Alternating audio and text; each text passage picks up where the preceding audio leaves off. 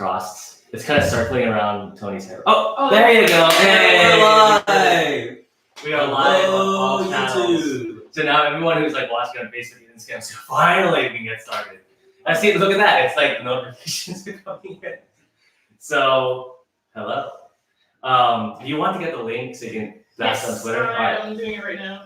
Oh, do you have it? Or do I need to send it to you? If you can text it to me, actually. Also, the Instagram is in portrait mode, so we will be sideways. I don't think we can fix that. And there's no way we can fit us all on portrait. Yeah. So welcome everyone. You gotta wait a few more seconds while I send the link to Kennedy so she can. No, but I can get it too if you just want to. Wait, so the Instagram will be sideways? Well, kind of. They have anyone who's. I mean, they probably know already that you have to turn your phone over. Yeah. Okay. Also, I have the links. You have the link? Okay, cool. So if we're putting on Twitter. So hi YouTube, hi Facebook, hi Instagram. This is our weekly workshop. We have it every week, but we alternate days. So we have it Sunday today. Our next one's going to be not this Tuesday, but next Tuesday, and the Sunday, Tuesday, Sunday, Tuesday. So I know it's a little confusing, but the reason we alternate is because sometimes people can make it on Sunday, and some people, And in any case, you can always tune in and see these streams live or recording on YouTube. If you haven't already, subscribe to us on YouTube. We just passed our 300 subscribers, and so now we're marching on to 400. And so we're also in a new space. So now it's less background noise. We also have our nice microphone, which is, you see the light, it's recording. And so hopefully that fixes some of our visual and audio problems. So with that, you got the tweet out? Yes. All right, so let's kick this thing off. So today we're talking about how do you pay for $1,000 for every American, and you gotta explain it in less than 60 seconds. And so before we jump into the explanations, Kennedy, why don't you share the facts? She's our fact finder. Yes, I went. And while you're doing that, I'm gonna pull up the clock so that we can actually time myself. Okay. So do we go into how to break down numbers and how much it costs? Mm-hmm. Yes. Okay. So one of the things that we found when we try explaining how to pay for the universal basic income is people will say, "Oh, it costs $2.8 trillion," and people will say, "Wait, hold on a minute. There's 250 million adults in America and $12,000 a year," and so people tend to try to do the math in their head when they think that when they try to guess it. So the way you break it down to them is that there are 252,070,495 American adults in the U.S. And you have to say that number exactly. You can't round up at all. But not all of them are eligible for the freedom dividend. For instance, there are 2.3 million incarcerated Americans. 1.4 million are ineligible for the freedom dividend because they're incarcerated and have been sentenced. So they're going to be spending time in jail, and you don't get the freedom dividend while you're in jail. The other 900,000 are people that haven't been sentenced yet, or maybe non-violent drug offenders that Andrea Yang plans on pardoning and releasing. So that takes the number down from 252 million. There are also 17 million non-citizens in the U.S. who are also not eligible for the freedom dividend because they're non-citizens. And so that takes it down again until you're at a total of 232 million adults in America that are also eligible for the freedom dividend. Does that make sense? Yeah, so that makes sense. So the quick numbers you can spit out are that there's 252 adult Americans, and 20 million of them are ineligible because they're non-citizens or they're incarcerated. So for all the reasons that you described that they would be ineligible, 252 million comes down to 232. So the magic number that you want to keep in your back pocket is 232 eligible American adults. So that's where we get the headline cost from. Right. So you take the 232 million eligible adults and you give each of them $12,000 a year, and it costs $2.8 trillion a year. And so those are the numbers you would give someone to plug into your phone. Right. And an important phrase, you see Andrew Yang use this phrase a lot, is the headline cost. So whenever they talk about how much it'll cost, you say the headline cost is 2.8 trillion. But the real cost is, and that's when we get down to, again, the real cost. So go ahead. Tell us more facts. So Andrew Yang's website cites like four main reasons, or four main ways that we get the money to pay for the freedom dividend. There's actually a couple like caveats there that they pull in money from other places, but we will go through it in a way to get down your 60-second answer. So a lot of the welfare programs that will overlap, which is when people say, hey, I don't want to take SNAP or WIC or anything like that, I'd rather take my freedom dividend, we'll take it down by about $700 billion. Or wait, no, what is it? Yeah, sorry, $500 to $600 billion is the welfare overlap. But then you also save money on taking people out of jail. So you're saving money on incarceration costs, and you're saving money on Medicare costs because of the things like allowing Medicare to negotiate drug prices, importing drugs from other countries, Andrew Yang's other policies. And together, those two combined get to about $700 billion. So that's the first big chunk. The next big chunk is the value-added tax, which would create $800 billion in new revenue. Those two numbers together put us at 1.5 trillion, so we're over halfway there. The Roosevelt Institute, which is a thing you can keep in your back pocket to remember, said that putting money into the hands of the Americans would grow the economy by $2.5 trillion, and they said that it would generate between $800 billion and $900 billion a year. So you add that to 1.5 trillion, we'll take 800 billion because we'll be on the lower end just in case. And now you're at 2.3 trillion. So you're only 500 billion away. On Andrew Yang's website, they say the last point is mostly like the carbon fee, but there are other things that Andrew Yang would do, like closing the carried interest loophole for 50 billion, financial transaction tax, capital gain taxes, and so there's kind of other little things that he would do. Other revenue. Yes. And that can get us to the 500 billion. To make it easier on yourself, you might want to say, oh, a carbon tax on big polluters that incrementally gets more and more expensive will get us to our last 500 billion. And after you've come up with 2 trillion, or 2.3 trillion, the 5 million isn't so hard to get past. Right. So, and I think one thing that's not on the website, but because we generally, if you have a strong argument, it should work independent of whether or not Trump exists, right? So like, in order to get that cost, we should not even have to talk about Trump. Now, having established how we pay for it, another source of income or potential source of revenue is the fact that because of Trump's recent tax cuts, he's increased the deficit by $500 billion. And so another source of revenue is just undoing what Trump does. That's not part of the official plan, but it puts into terms like that, like this is how you get across the finish line. And there's a lot of other things we could do, like if we just undid what Trump did, then that's another $500 billion. Also, all of the numbers that I used are on the low end. So I took, between 500 and 600 billion dollars, between 100 and 200 billion, and I put both of those down to 600 billion. Yeah. And so, if you want, you can use the higher end numbers. But if you are like really feel capable of your talking skills, you can use the lower end and say we can get there even with the low estimates. So let's put this into bullet points. So there's 4, right? Mm-hmm. Number 1 is welfare overlap. How much is the welfare overlap? That would be between 500 and 600 billion dollars a year. So let's go with the 600, mainly because we're trying to make a very concise argument. So when you're trying to cut for time, you want to go with the high number, in my mind at least. Yes. So 600 billion for welfare overlap. Second is the value-added tax. Value-added tax. Value-added tax generates. That would be 800 billion. 800 billion. So 600, 800. Oh wait, I'm sorry. The welfare overlap is 700. I forgot to include incarceration costs. That's what I meant. Well, that would be a savings, not necessarily welfare overlap. Yeah, they put them in the same bullet point on his website, and Okay. so that's why I have them the same here. Well, what's the third bullet? The third one is new revenue in the economy. Okay, so that's why you included, because I kind of wanted to have economic savings as a separate bullet. Okay. I mean, we can play around with whether or not that works, or if you can get that under 60 seconds.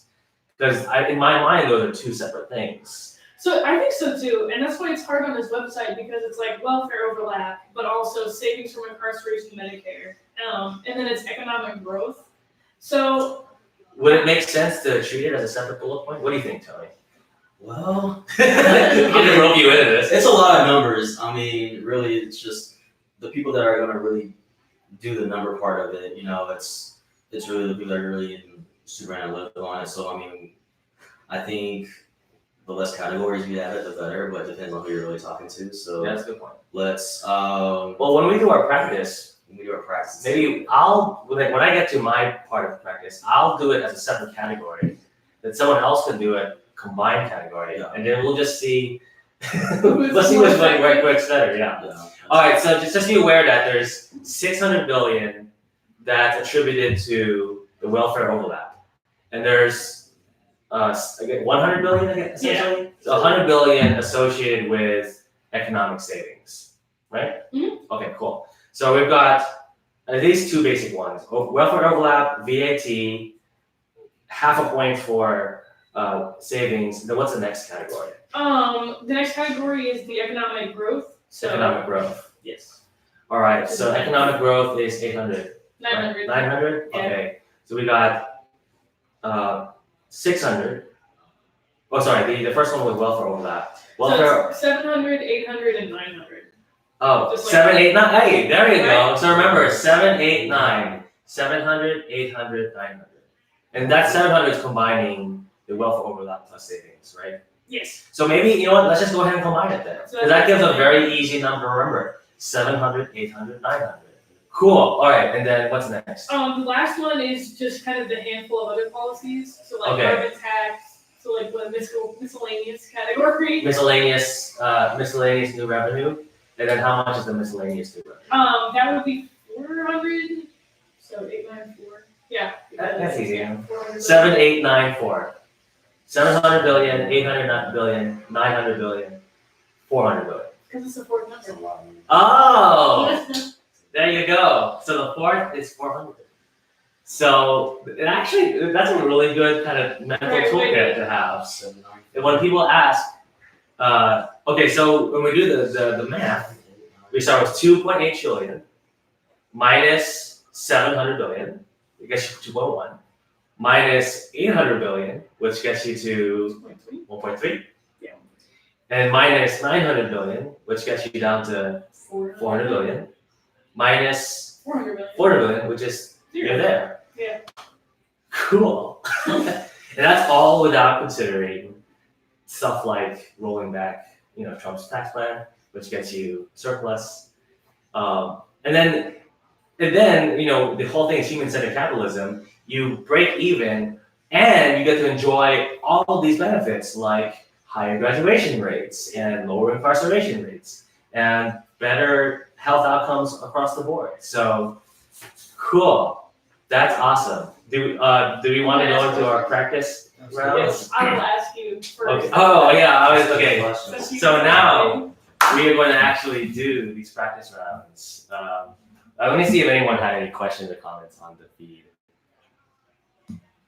Sorry, silently reading comments. I need more to tap in. So Yeah. Stuff like Hi, that. hello from Fort Worth. Oh, it's Kay. All right, hi Kay. Yay. Houston operations, Yang Gang. Hi, hello DFW. Hi Houston. So I'm guessing that's probably Corey Martin running that one. Okay, and then on Instagram, we just had a bunch of people saying, "Good topic today." Wave. Why are you guys landscape? Like, sorry. Well, because there's three of us in a row. Yeah, we can't. So it's easier yeah. that way. You can deal with it. It's fine. Wave. Okay, so I don't see anyone. All right, so no comments on Facebook. Okay, so we're ready to get started. All right, so I'm going first. All right. Find it. Okay. So the aim of our questions is to get it down to 60 seconds. So that way when you're trying to yang people, you don't lose them in the process of explaining something. Right. Your elevator pitch. Yes. Yeah. Okay. All right, get ready. Oh, am I ready? I'm ready. Ready? Okay. I'm gonna. Oh, you're gonna. Okay, you just. I'll time it. Okay. I'll time it. So Hexel, giving everyone $12,000 a year is not going to be cheap. So how do we pay for it? That's a very great question. So first off, the headline cost is $2.8 trillion. That cost comes down very fast because it doesn't overlap with existing welfare spending, which is about $700 billion. So that brings it down to about 2.1. Then you get $800 billion from a value-added tax that will give us a sliver of all these Amazon, Uber, Facebook revenue. So that takes you down to 1.3. Is my math right? Yeah, 1.3. Then you get $900 billion from, what is it? Where is it? Economic growth. So the Roosevelt Institute estimates that you will generate over $900 billion by putting this money into the hands of everyday Americans. And then that gets you down to $400 billion. And $400 billion comes from miscellaneous revenue like capital gains tax, carbon tax. That gets you over the finish line. Okay, that's pretty good. 57 seconds. 57 seconds. Cool. So I did it. That was very short and very concise, and it also opens up so you can get like that tax, which I can tell you about. Like I would. Oh yeah, opens the door. And I still need to slide in yang2020.com. Yes. That's what I probably should do. But yeah, and a 60-second explanation like that is definitely going to generate people being like, wait, a VAT tax, or like, who's the Roosevelt Institute, or something like that. Yeah. So. We could probably afford to do like a 90-second version, because I can already in my mind project that there's some going to be people who are going to say that's too many numbers. Yes. Yeah. Which is a real problem, right? I mean, there's going to be people who love the numbers. They get they get off on all the numbers that you're spitting at them. But there's some people who are just going to find it overwhelming, and it also doesn't give time to talk about the moral case, which is stuff like it doesn't make sense that Amazon's not paying any money in taxes. So we can still that's a Google Play Store. Sorry. Yeah, we can still have. So I think it's a good 60-second answer. Yeah. If I had 90 seconds, I'd probably use that extra 30 to make A, plug in 2020, B, mention that Amazon and 60 other companies are paying zero in taxes. Actually, those are the main two things I'm trying to slide in there. So, What are your thoughts? Man, I hate numbers, man.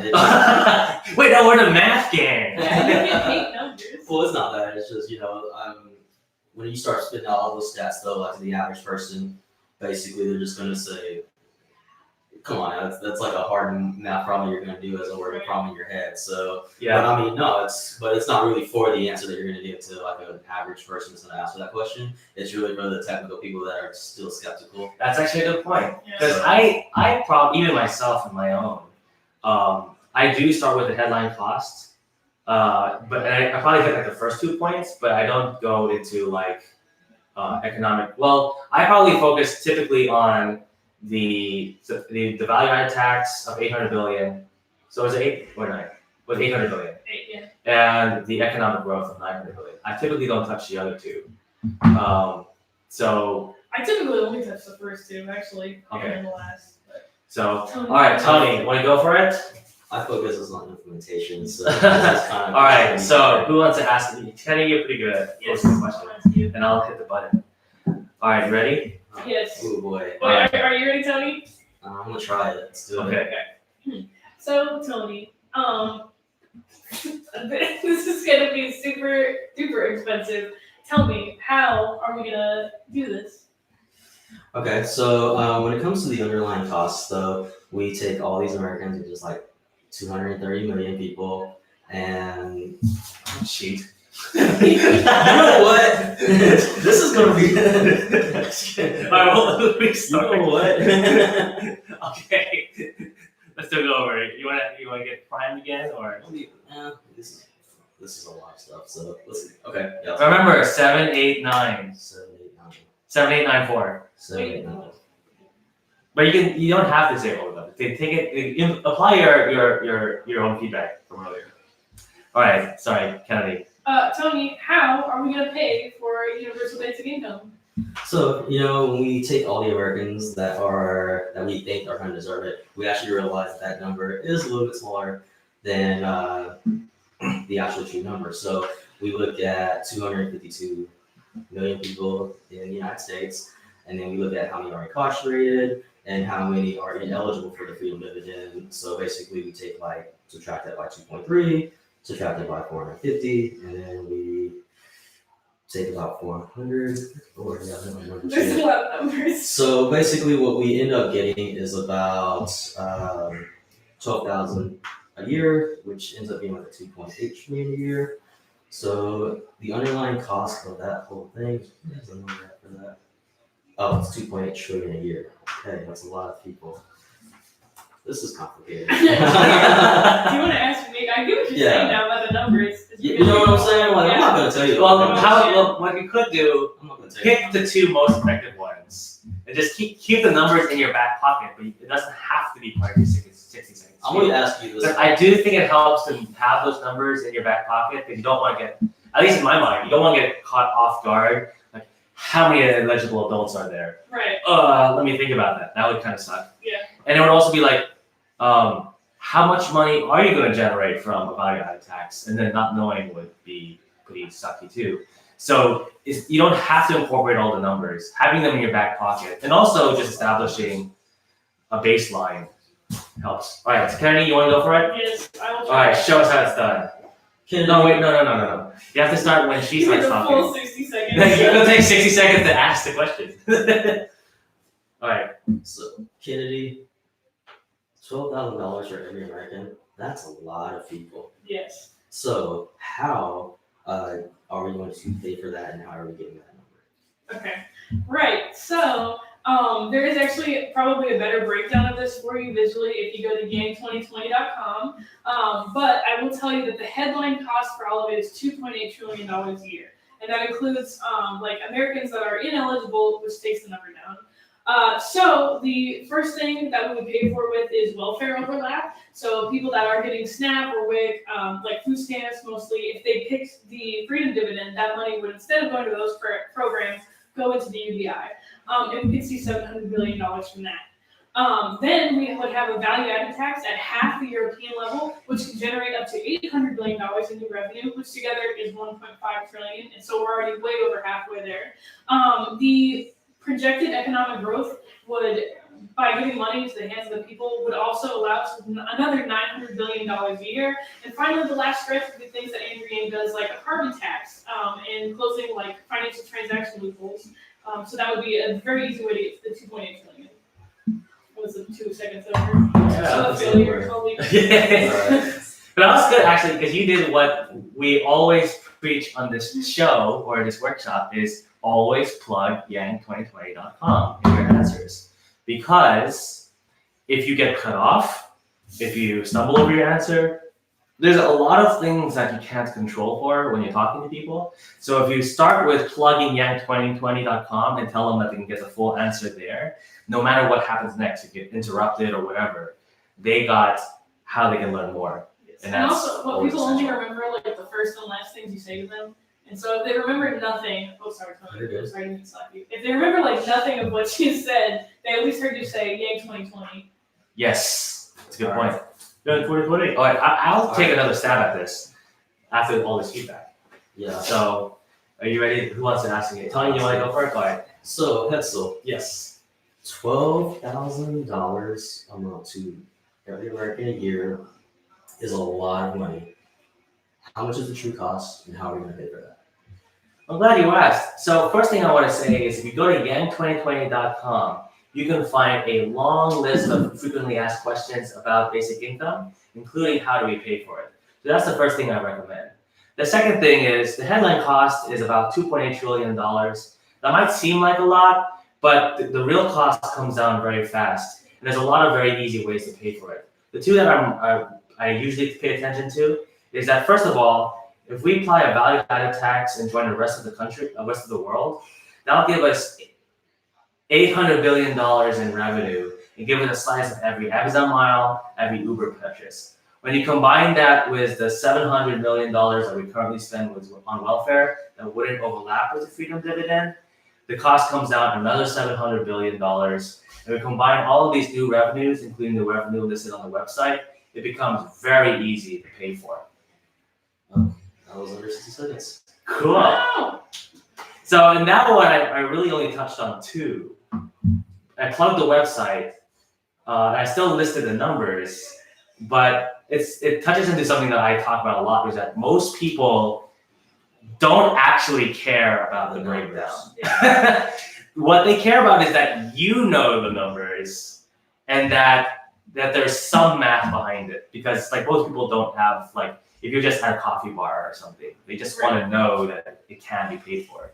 And so I use the top two in my mind to demonstrate that we have the numbers, we know what the numbers are. And then point them to yang2020.com to say if you really want the full breakdown, you can see it there. Or if they ask follow-up questions, Then you should. then I can help. It's also probably worth it to have like a graphic saved on your phone, like a pie chart. Or there's one that if you just graphic Google, somewhere too. right? If you just Google like how will Andrew Yang pay for his UBI and click images, like there's pie charts, there's like a bar graph that I always use that I used like when I was doing this, and it's a very good way to be like, just look at this, you know, like. Yeah. So let's do the follow-up questions. Well, we could either do the follow-up questions. All of these I feel like are follow-up questions. Okay, so you want to go on to another one? So basically, well, before we move on for this, I'm gonna do a lightning round on both of you for the other numbers. All right, so you guys ready? I'm ready. Let's do it. How many eligible American adults? Kennedy. Oh, eligible? Yes. 2.3 million? No, is it? You can 2.3 million are incarcerated. So There's not too many. Okay, all right. okay, Tony, I'm gonna put it to you. How many? How many eligible American adults? 232 million. Ding ding ding. 232. Kennedy, how much money would we raise from the welfare overlap? 700 million. Ding ding ding. Tony, how much would we raise from a value-added tax? 800 billion. Ding ding ding. Okay. What's the next number? New revenue, right? New revenue. How much? You only know the question. How much of new revenue? 900 billion. I went to damn workshops. 7. Yeah. All these notes Are hers. she wrote them. So good job, Kennedy. Oh, and the last one was how much would we raise from miscellaneous revenue? 400 million trillion. $400 million. So 7894 are your numbers you want to remember. All billions. All hundreds of billions, yeah. Okay, let's move on to a follow-up question. This is fun. I like this. Right? I didn't put the question on here, but we could also talk about why a VAT tax is better than a wealth tax if we wanted to. Or like we can talk about that in the how does that work. Yeah. Well, let's tack that one after because I feel like that's a more obscure question. You're mainly going to get that from like supporters from other candidates. So it's a common question, it's a legit question. So we'll just try to get it for first. Should we do the is it unfair to those receiving welfare? That'd be the next one. Yeah. Okay. That's the one I'm actually prepared for. Okay. Which one are we doing? This one. Is this unfair to those already receiving welfare? Okay, yeah, this will be a good one to get under 60 seconds. So this is one that I see a lot on Twitter. Is people will say, "Well, what if I don't want the freedom dividend, and what if I want to keep staying on my name a welfare program?" Basically, there's 83 of them. So any number of welfare programs that people want to stay on. And a lot of people will say that, it's a Trojan horse for getting rid of welfare programs, which is not. So let's go through what it stacks on top of. The freedom dividend would stack on top of old age survivors and disability insurance, which is OASDI, also known as Social Security. I think most people know it as Social Security. Yes. Yeah. It would stack on SSDI, unemployment insurance, housing assistance, and VA disability. So those are the big ones that people are always I don't want that taken away. None of that will be taken away. The programs that you would have to opt out of in order to get the freedom dividend would be TANF, which is the temporary assistance for needy families, supplemental nutrition assistance, SNAP, the women, infants, and children, WIC, and then supplementary security income, which is SSI. Those don't give a lot of money in the first place. So average monthly payouts for the TANF is $300 for a single person. SNAP is about $130. WIC is $47. Although you do get $150 in food stamp benefits, you can $100 for infants, $50 for mothers, and then the SSI is like $540 for adults. If you put all of the numbers that I have on here together, you get $1,019 a month, which is only $19 more than Andrew Yang's freedom dividend a month. And also, these are like very variable numbers. So these are averages, but for instance, in Louisiana or Alabama, I think, a family of 3 would get $170 in TANF. So the numbers can go down quite a bit, that you're getting much less than $1,000 with all of them combined. So, people might not want to lose those benefits, but if they're getting more in the freedom dividend, I would guess that they would opt out of them. And it also, like you said, Scott Santon's wrote a Yes. Medium article about how it takes, 2 years to get on benefits, and the average person who's on them is only on them for 6 months. Yeah, so these are very good numbers to have in your back pocket, which is the typical waiting time for benefits is 2 years. So when someone falls on hard times, it could take 2 years before they receive any support from the government.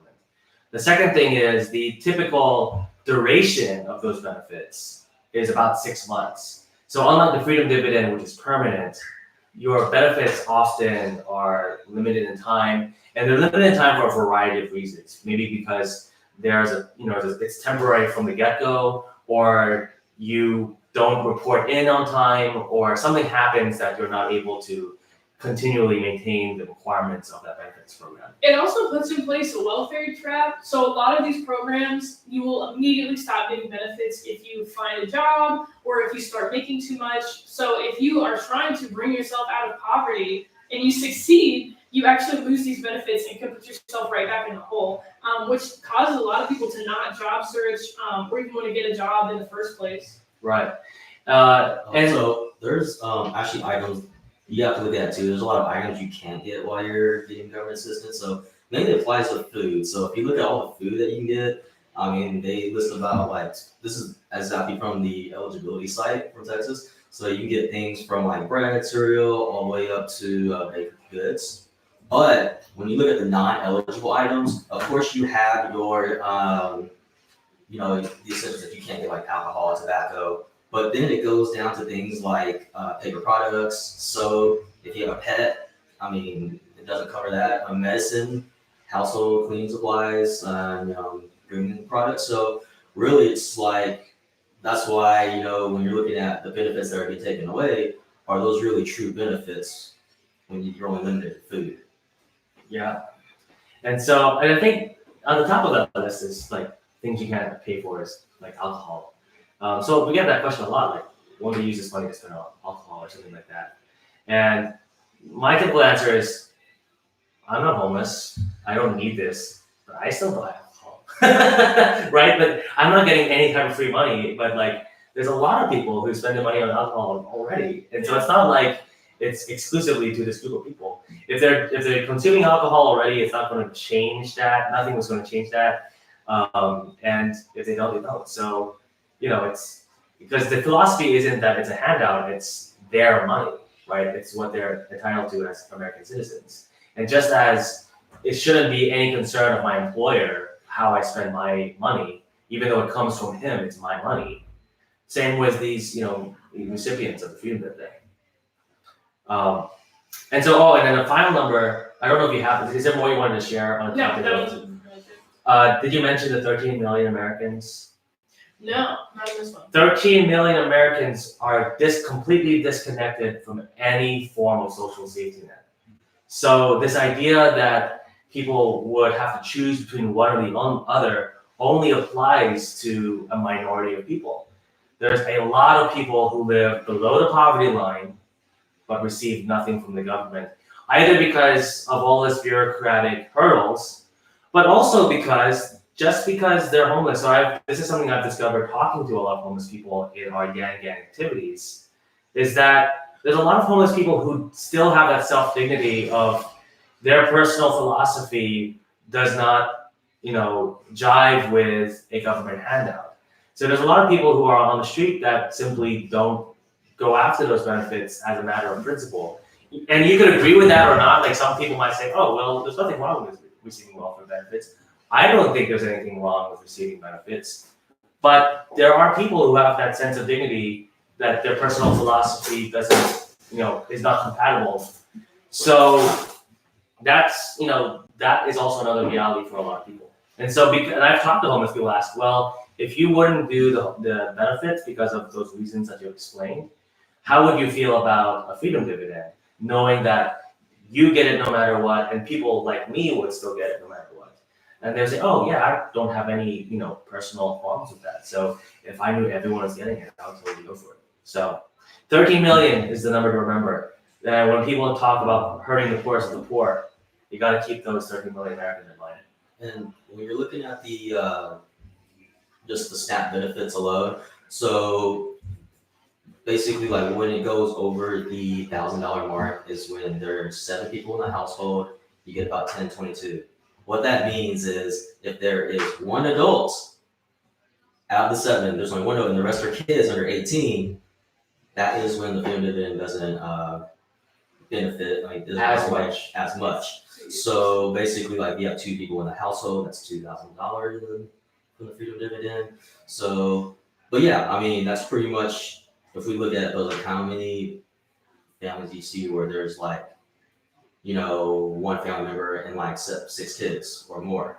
I mean, but he does have like a plan to assist single families as well. So Yeah. that is actually going to take care of it. So when you do look at the math, the benefits like of one person receiving like $1,200 in assistance actually doesn't.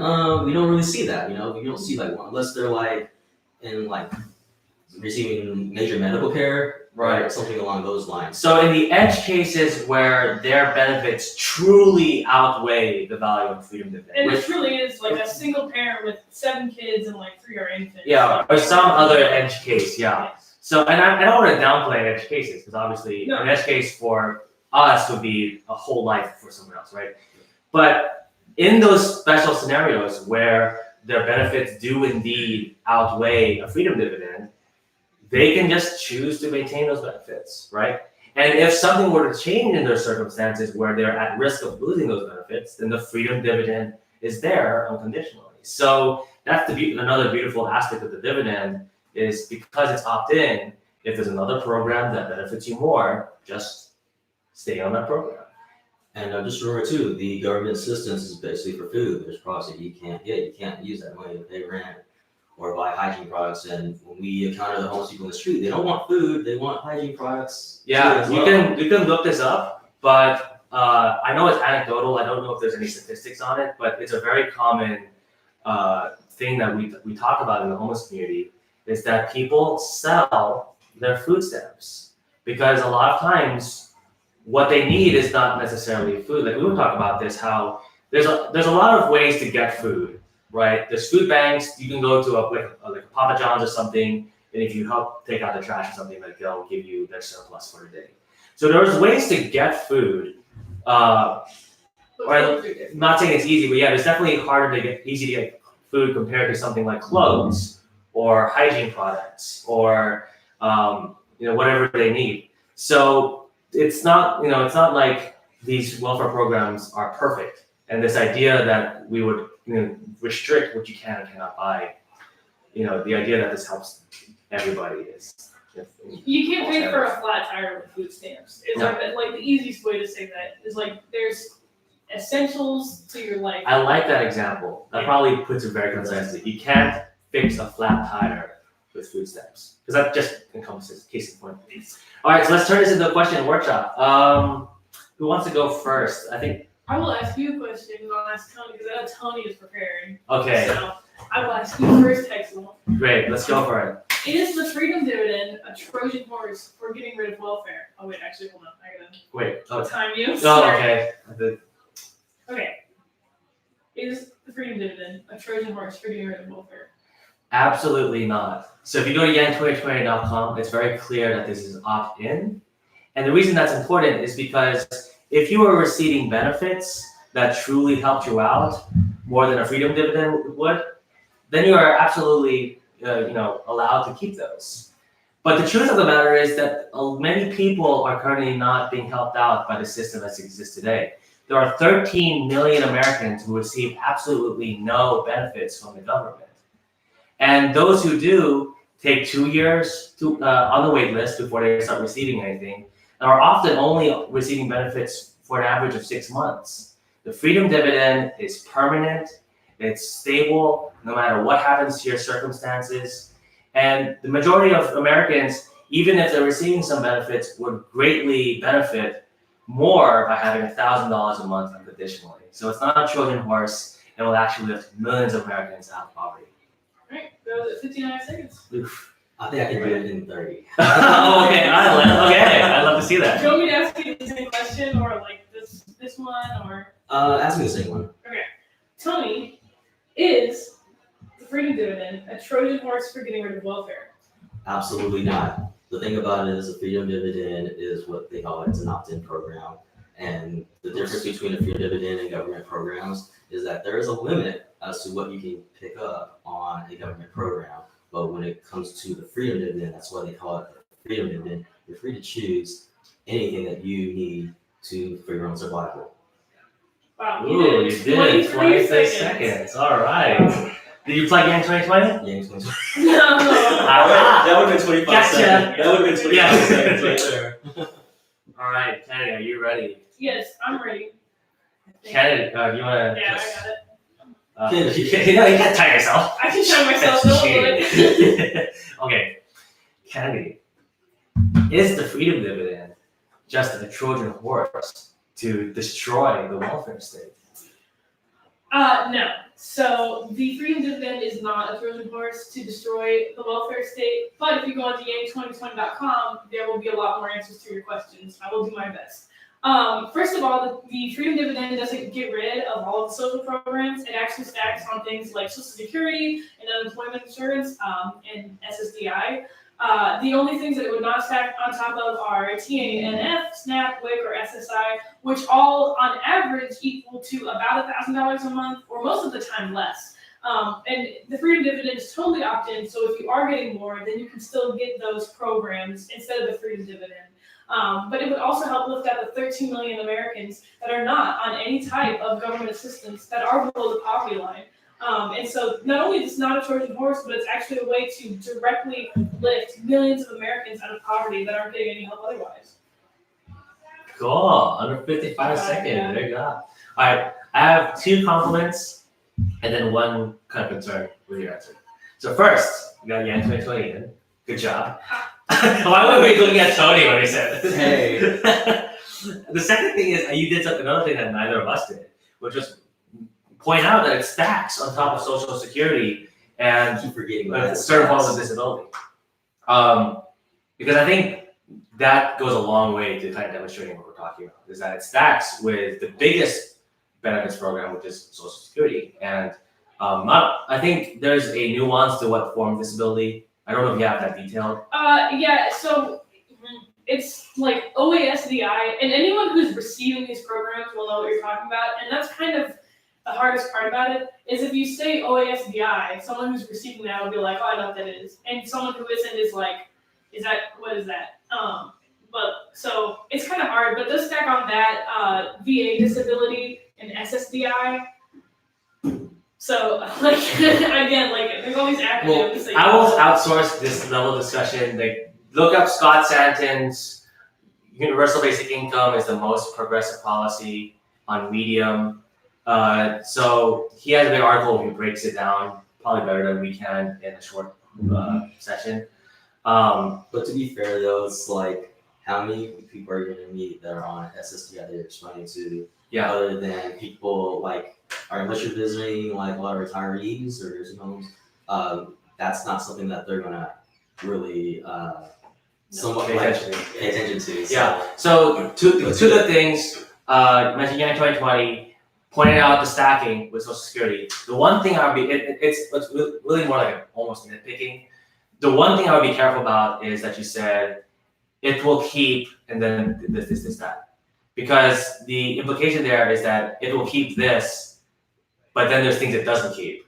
You see what I'm saying? Oh yeah. So it does. It keeps everything actually. Right. It's just whether or not it stacks with the other things. Rhetoric is like really hard to nail down, and Yeah. that's honestly you should stay away from words like keep, and you should probably use things like stack, choice. I don't know. Stack, yeah. Stack or choice are good ways to put it. And I think before we continue, for those of you watching at home or wherever you are, we're giving examples of ways we keep the answer under 60 seconds, kind of learn from our examples. But I definitely recommend, like in the mirror at home, trying it out for yourselves, trying to get your answers under 60 seconds, and listening to your own recordings back and checking on the same things we're checking on. You mentioned yang2020.com. Were your facts correct? Did you use language that is very concise and to the point? And so take ours as examples, but definitely practice on your own time to make sure that you get it. If you have your own videos of how to give that 30 to 60-second pitch, Yeah. go ahead. In fact, if you guys think you can do better than the masters, I would love to see your 60-second explanations of these questions. Yeah, So if you can take, maybe we can make this a thing. Explain in 60. We have a question called what is your response to what about immigrants? Oh, I can take I that. want to respond, or unless you want to take it. I'll say something and then you can say something. Okay. So the freedom dividend does not go to non-citizens. However, it creates an incentive for people to become citizens. And then B, Andrew Yang provides a path to citizenship for undocumented immigrants so that they have a way to receive those benefits eventually. So in as much as it doesn't go to immigrants, it's just one way to keep the cost down. There are some like geopolitical things that happen when you create a program that like this that applies to non-citizens, and it also erodes the argument that we make often, which is that this is a right of citizenship. So to make that case stronger, it would be eroded by saying it applies to non-citizens. So it provides a incentive to immigrants, to legal immigration. Always like okay. So if you go to yang2020.com, it doesn't go to immigrants, but it does give an incentive for legal immigration. And Andrew Yang has a policy for path to citizenship for all undocumented immigrants. Alright, I will give it a stab too. For the argument about what about immigrants, immigrants don't get it if they're undocumented. Non-citizens don't get the freedom dividend, but Andrew Yang has a lot of policies like reinstituting the DREAM Act, expanding F1 and H1 visas, and an 18-year path to citizenship that will help people get the freedom dividend. And one thing I like about the 18-year path to citizenship is like, I had to wait 18 years. Like American citizens had to wait 18 years to get their freedom dividend. So it would be the same for everyone. So that would be what I would respond with. I'm sorry if that was like not a good answer. I think it's a great answer because I love especially the last point, which is that even if you're a natural born citizen, you also have to wait 18 years. Right, to get your freedom dividend. So it's a lot more equitable than it seems on the surface. And just one stat too that I looked at: illegal immigrants pay about $7 billion in Social Security every year. So I mean, the thought of and plus if you implement this freedom dividend, they're not getting that either. So I mean, in a sense though, when we look at their contributions from taxes, that's just something that they're not taking in. Yeah. So I mean, so it's a way to say that basically it's like it's not unique to the freedom dividend that there's certain benefits they're not receiving. So. She said that was a good answer. Oh, thanks. Tell us who, and then whoever had a bad answer will. We'll flog them. Yeah, Okay, we're kind of at the 48-minute mark, so let's take one more. I see this one on Twitter all the time. Actually. Is a value-added tax regressive? Yeah, Kennedy, is it regressive? I'm a finance major in college, and I have big mad about this one.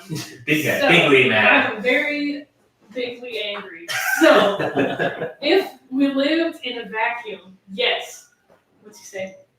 The girls, get out, girls only. She said it was a good answer. Oh. Anyway, so if we lived in a vacuum, yeah, then that would be regressive. Unfortunately, or I guess fortunately for Andrew Yang, we live in a nuanced world full of gray area and things that are not just dictionary definition. So if you take into account the UBI with the VAT, it is very beneficial. And on the surface, it's regressive, but it helps everyone a lot more. So the reason people call it regressive is they say poor people spend a larger percentage of their income on non-essential goods than rich people do. Okay, so Oh, actually, they spend a high percentage on non-essential goods or a high percentage of their income across the board. yes, Essential sorry, or non-essential. that one. They spend a higher percent of their income across the board. The VAT tax would be on non-essential items. So Right. that's one way that it already comes down from being more beneficial than regressive. One thing, like a statistic to keep in your back pocket, is that you would have to spend $120,000 in a year to only deplete your VAT or your freedom dividend. Okay, sorry, all of whispering. Sorry, I No, didn't no, mean to you're fine, distract you. you're fine. We're trying to load up answering your question. material for the question. Gotcha. Okay. So yeah, the VAT would be on non-essential things like clothes and groceries. And if you are below the poverty line in America, which is about $12,500 a year, I'm gonna take it down to $12,000 because of math purposes. If you add another $12,000 a year with UBI, you would be making $24,000 in a year. If you spend half of your income on non-essential items, you have paid in $1,200 to the government. Now, that is like if you're below the poverty line, where a lot of Americans are. If you are making $700,000 a year, which is like right at the top 1%, and that's like with the UBI and all of that, and then you spend, oh boy, okay, if you spend only 20% of your income a year on a VAT tax, you are paying $14,000. So you are paying for someone's freedom dividend just in what you spend.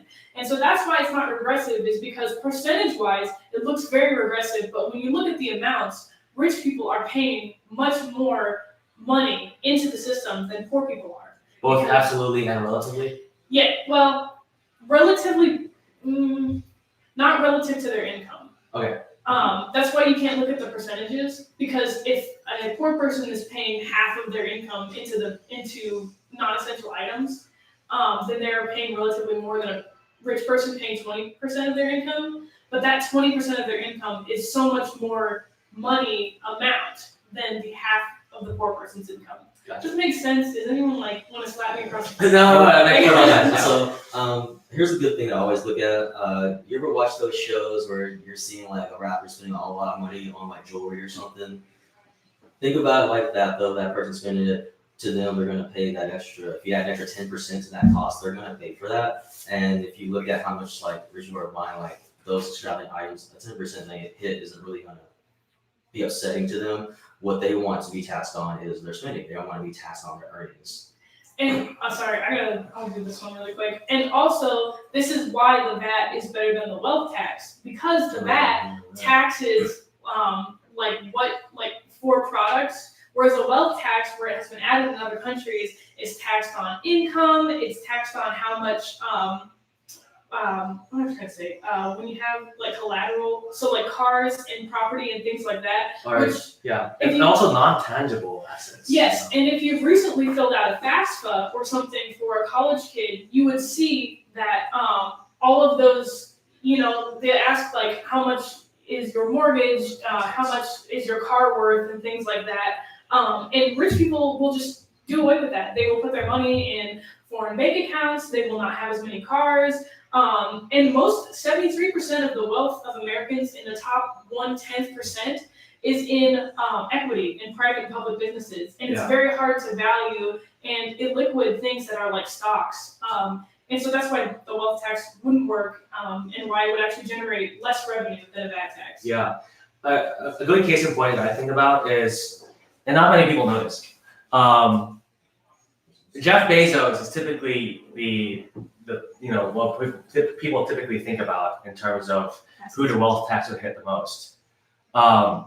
Jeff Bezos, most of his wealth is in the value of his stocks, Yes. right? The value of having the largest company in the world, or one of the largest companies in the world. Now, his actual salary is like less than 100,000. Yeah. Right. I don't know how much exactly it is, but like there's a possibility that I probably make more salary than Jeff Bezos, right? Because I don't know how much it is, but I've been told it's less than 6 figures.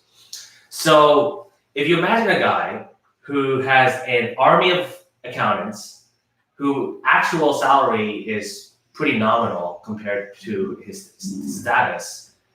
What are the chances that he can cook the books to adjust his actual net worth or his taxable net worth?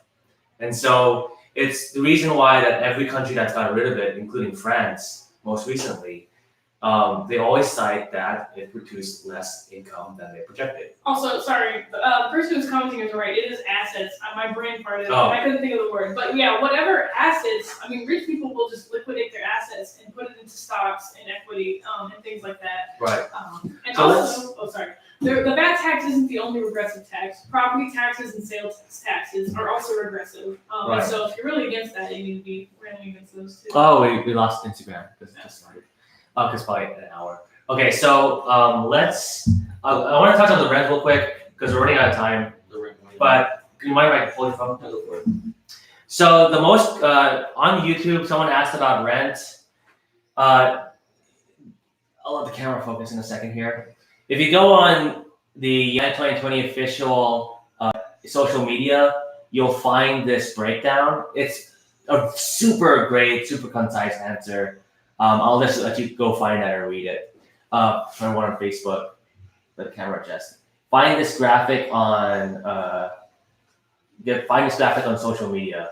It's the official Yang campaign has a great answer to the item on rent. So let's get this final round of Q&A out of the way so we can wrap up. So under 60 seconds, who's got the clock? Who wants to do it first? I'll ask you, Hexel. Okay. So we can just go around. Hexel, is a VAT progressive? Intrinsically, yes. However, when you combine it with a guaranteed income of $1,000, what ends up happening is that the wealthier end up paying into it more than your typical consumer. Because if you're thinking about the poorest of the poor, the value-added tax doesn't apply to staple goods like food, diapers. It also does not apply to real estate.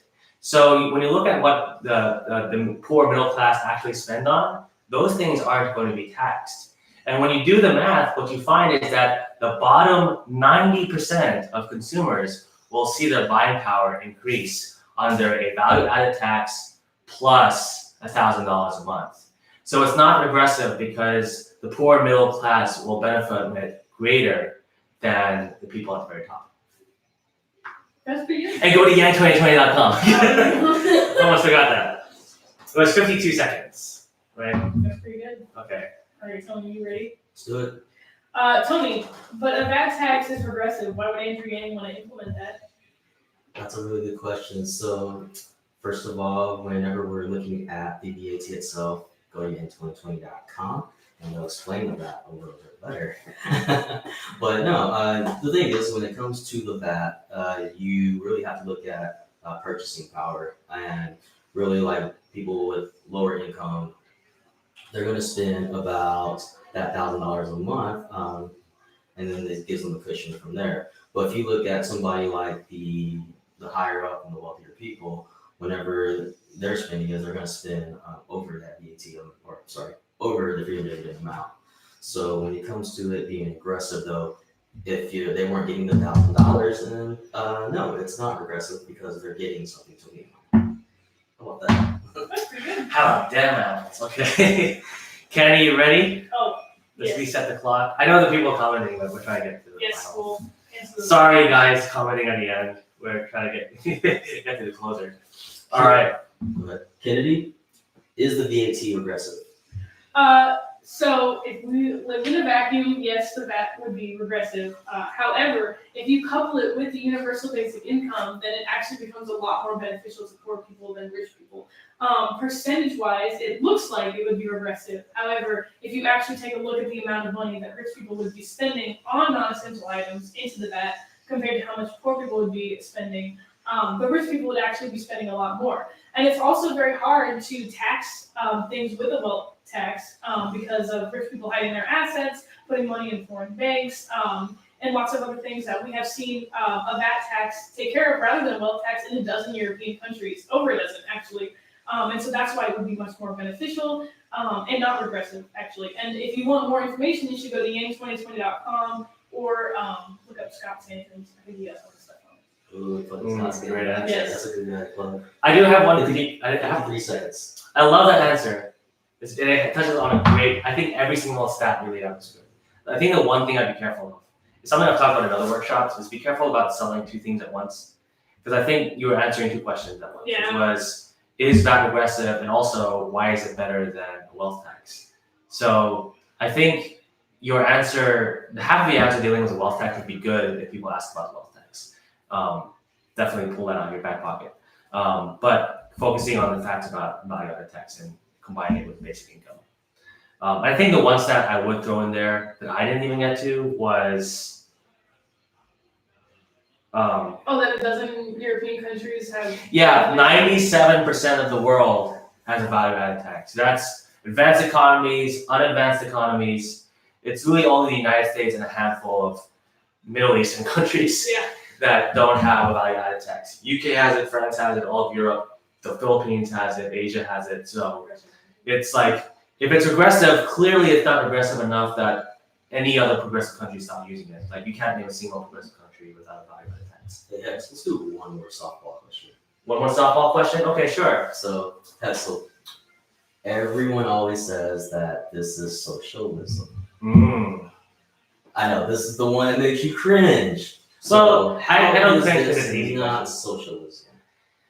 Socialism, if you're really concerned with it, you're probably smart enough to know that socialism is when the government controls the means of production. And that's simply not what happens. This is capitalism where income does not start at zero.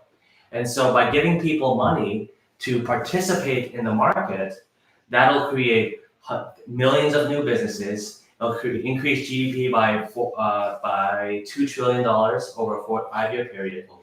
So this is, so that's why it's not socialism. It actually gives the means of production and the means of power and puts it in American people's hands. And whether or not it's socialism, the facts are facts. It's going to help millions of people with the amount of poverty. Okay, wait. Ask me that question, and I'm gonna do what this person commented that you. Refer to the old game Monopoly. Old game. It is an old game. It's not old. I've played it. I've actually kind of I've been careful with that actually. I used to use it a lot, but I started getting a comeback, which is that with the Monopoly board game analogy, some people basically what people tell me back is, well, we all know how that board game ends. You know what I mean? Because the game is basically the objective of the game is to bankrupt the other players. Oh. And so, and it's kind of infamous That for makes like sense. being kind of like cutthroat.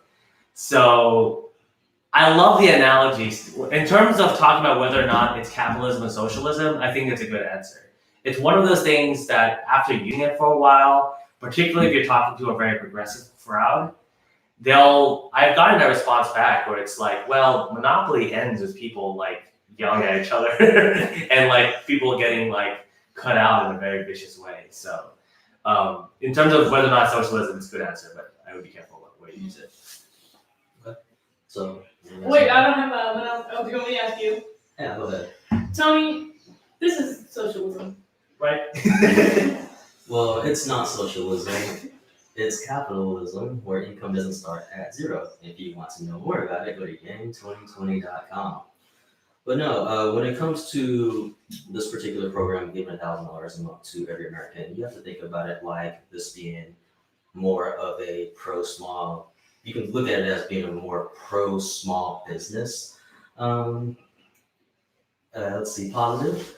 Basically, you're given a need to meet your basic needs, and you're going to actually spend that money on your basic goods. So what's good about this, though, it's actually capitalism as well, because whenever you're applying the VAT instead of people jacking up the prices, capitalism also comes into effect to keep people honest and keep the pricing competitive. You might not want to ask me. I have a mean answer. Like, Now I have to hear what you Yeah. say. Kennedy, Is this that's socialism? socialism. But I think that meme, is this socialism? Okay. Okay. Listen, I have spoke Russian since for the last 10 years. I learned it when I was 8. I also speak German. I have read Trotsky.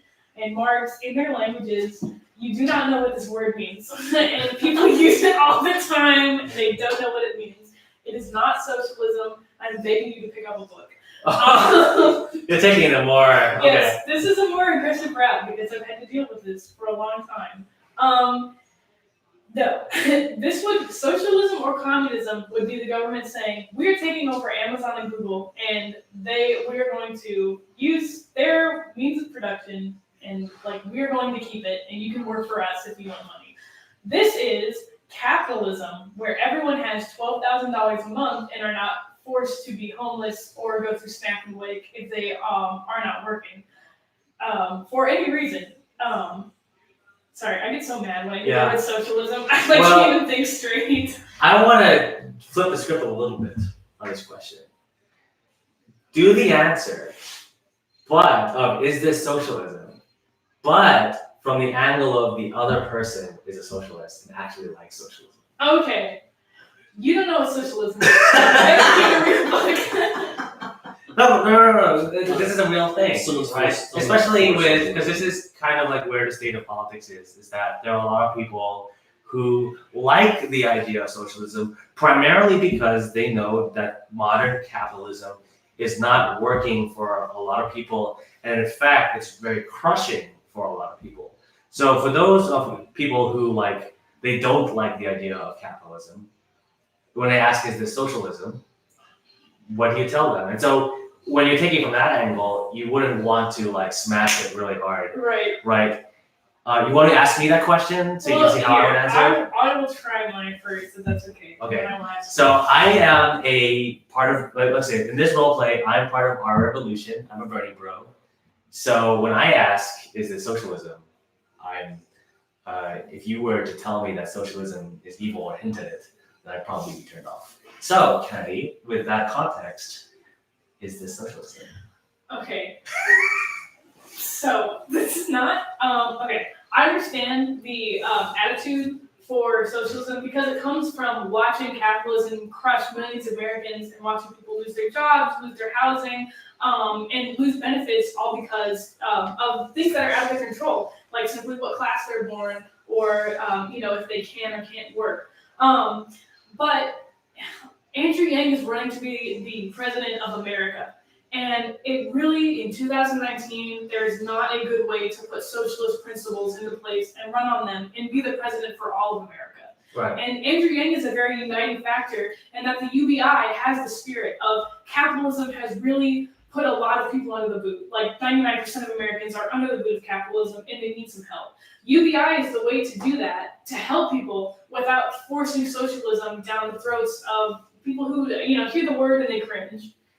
That's kind of my, Let me take a step of that. Yeah. Okay, yeah, because that's the tricky part is flip the script a little bit. If I'm a Bernie bro, I'm part of the Democratic Socialist of America because I was turned by the revolution of 2016. I would be phobic of anti-socialist something. So let's try again. Sure. I'm a Bernie bro. Hi, Bernie bro. I believe capitalism is a scourge of society. Is it socialism? That's a really good question. I'm glad you asked that. So first I want to tell you, there's a lot of things that your candidate and my candidate have in common. So I would encourage you to look at yang2020.com. Now, one of the things is how you're looking at the concept is government isn't giving you a fair shake on certain things meeting your needs. You know what? That's true. So what do you think is going to change government to actually give you those needs? Do you think government can actually help meet those needs for you? Or do you think the people themselves can actually determine those needs? That's why when you proposes that free dividend $1,000, that gives people a choice, not government. Very cool. I like that you took the angle of what are you trying to accomplish, right? Into asking those questions. All right. Anyone want to know on me? I will turn on you.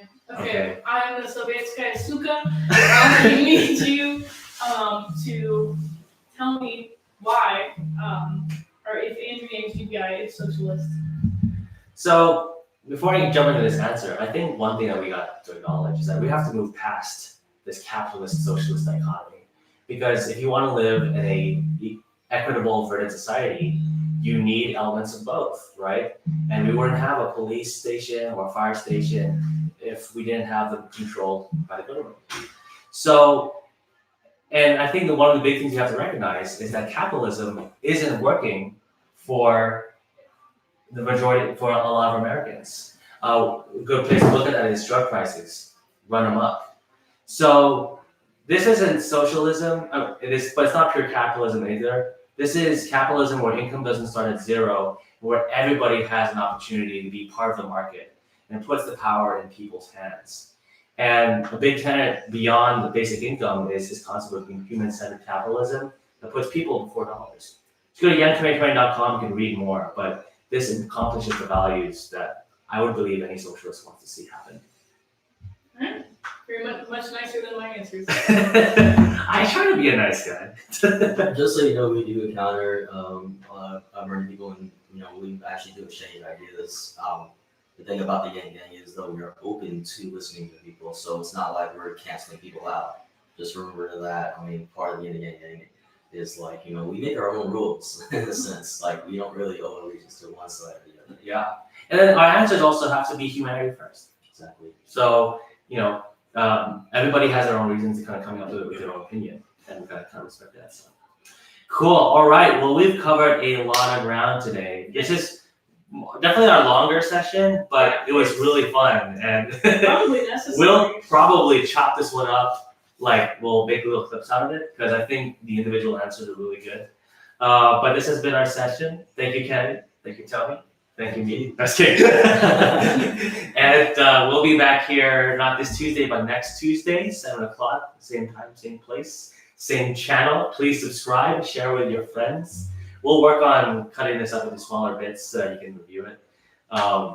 And if you guys want to join us in person, we meet at Feng Cha Tea House in Richardson. Please follow us on social media.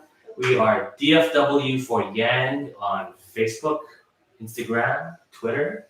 We're also on meetup.com and of course on YouTube. You can go to DallasYangGang.com and find all of our links, get our email, and get our phone number on our website. And you can also go to our website and click volunteer, and that'll allow you to sign up as a volunteer, and we can reach out to you directly. So that's all I have. Any final words?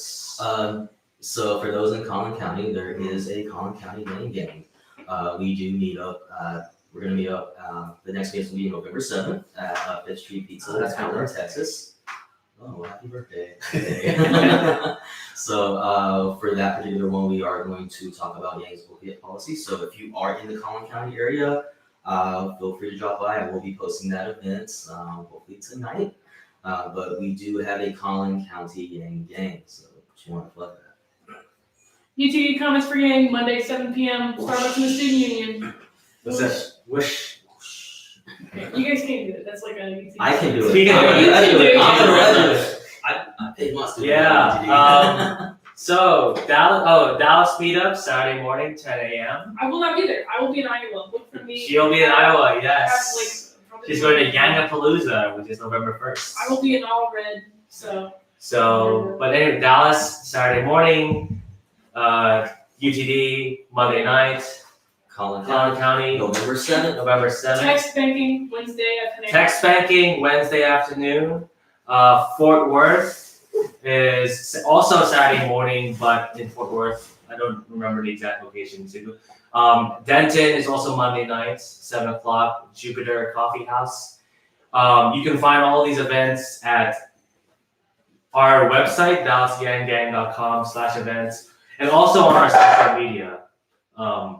We have it on social media as well. So with that. Oh, hold on. So if you want to throw a Yang Gang in your area, oh yes, feel free to contact us. You can do one if you want to. If you need some advice on throwing a Yang Gang in your area, because the DFW area is so big of a metroplex. Yes.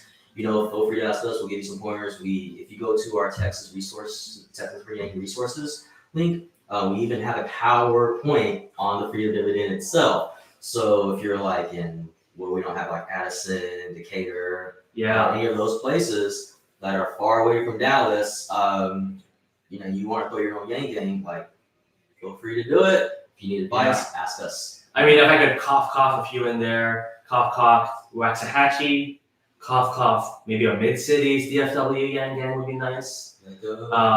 Also further out, like Lubbock, Amarillo, Odessa, Tyler. If you throw one in Amarillo, I will show up at some point. Seriously? Probably. Yeah, because my boyfriend's family all live in Amarillo. Ah, there you go. So, if you want to start a Yang Gang, hit your boys up, or hit your girls up. Boys and girls up. Yeah. Alright, guys. See you next time. Maybe not. I don't know how to end it. Oh.